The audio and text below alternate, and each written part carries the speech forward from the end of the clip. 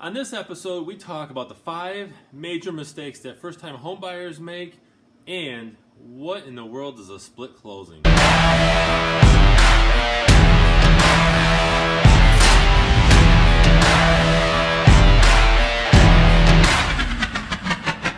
Welcome everyone to this episode of the Ask Jason Gelios Show. Of all the things that you could be watching, you chose to watch this and tune in, so I really appreciate it. We got a couple good questions here that I'm going to dive into, but I wanted to share with you a brief market update for Macomb County, Michigan. So basically what we're looking at is there's still a low amount of inventory, meaning not a lot of houses compared to buyers for sale. So buyers are out there, multiple offers are coming in if the house is priced right. If the house is priced wrong, which we see this in every market, the house will sit. There are homes right now that are sitting because they are 10, 15, 20 grand or more overpriced. And so those homes will sit in this market. So with that said, let's go ahead and get into answering these 2 questions.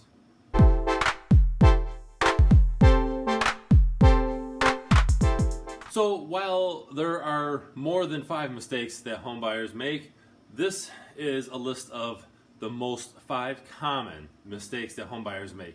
All right, number 1, not thinking more about what could be out there besides the mortgage payment. So in other words, you're looking at property insurance, how much the energy bill will cost, utility costs, things like that. So typically people will just look at how much the mortgage payment is and maybe not even look at taxes. So obviously if you work with a good lender, they'll walk you through this and make sure that you account for the majority of your payment, which is principal, interest, taxes, and insurance. But keep in mind other things too.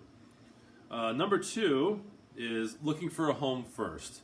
I spoke about this in my last episode where I had somebody who essentially put in an offer first with another agent who was willing to do that without getting pre-approved. And that's not a smart idea. You want to get the loan first, okay? Get pre-approved by a reputable lender who looks at all your documents and your income. You want to make sure that you do that and then go looking for homes, because you don't want to be disappointed and you don't want to look at homes, physically going into a home during a showing and you're not even pre-approved. So, and no agent should ever do that because it just doesn't make sense for anybody to waste time like that. Okay? Number 3, not getting professional help.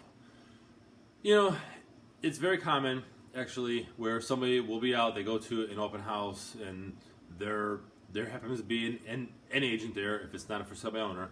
And what happens is the agent starts talking and, you know, come to find out the buyer doesn't have the right representation in place looking out for them.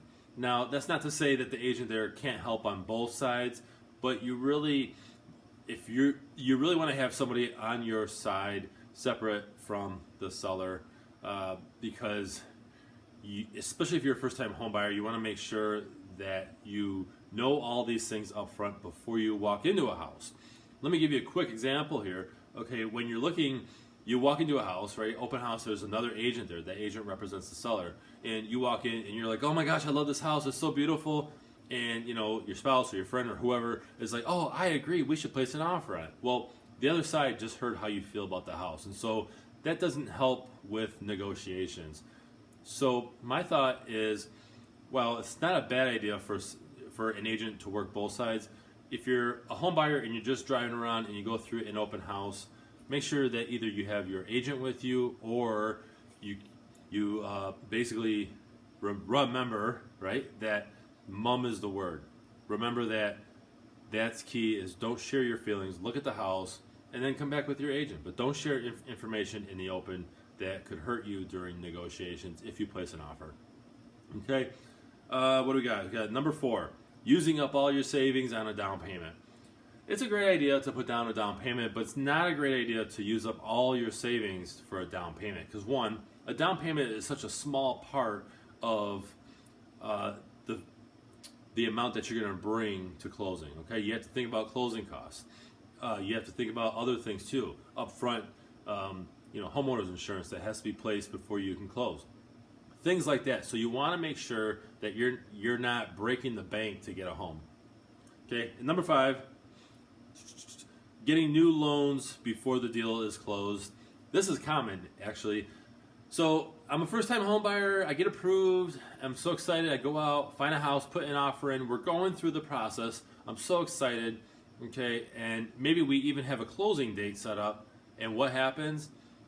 I go out to Art Van and I get $6,000 worth of furniture on credit. The lender pulls credit, sometimes same day as closing, and they see that. And if things were tight for you, if things were like, if you barely got approved for the house, what will happen is that could potentially cost you to lose that house and other legal trouble. So in a nutshell, don't overspend, don't do anything crazy until you close, and then you can go out and buy your furniture and all that stuff. So those are the 5 most common mistakes that home buyers make.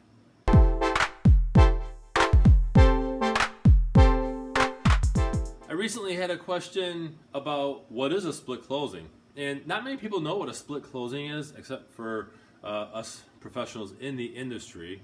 So what a split closing is basically the buyer and the seller have their own title company. So the buyer has a title company that represents them on their side, and the seller has one on their side.